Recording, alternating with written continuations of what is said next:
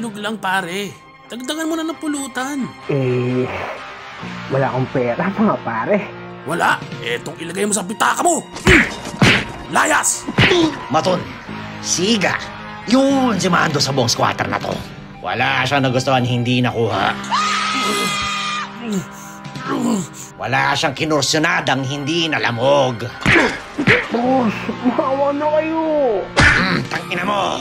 Kaya nga siya ang Maton. Ang kinakatakutan sa lugar na to.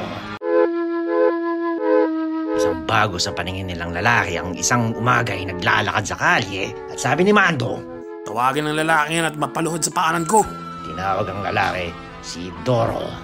Bakit? Matigas ka magsalita at tumindig ha. Baka di mo nakikilala ang kaharap mo. Ako ang Maton dito. Kung sabihin ko sa'yo yung Maton din ako. Bah, hinahamon ako ng ng to. Ang suntok na pinakawalan ni Mando ay sa hangin tumuloy. Mabilis na nakakilos ang lalaki at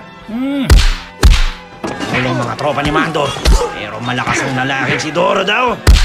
Bagsak silang lahat. Ang paa ni Doro ay nakatungtong sa lupaypay na katawan ni Mando. Makinig kayong lahat sa akin.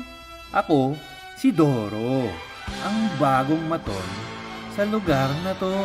Naiintindihan nyo? Tinadyakan pa nito si Mando bago tumalikod. At walang nakiimik isa man. Talagang gano'n ang buhay, di ba? Tapangan, patapangan.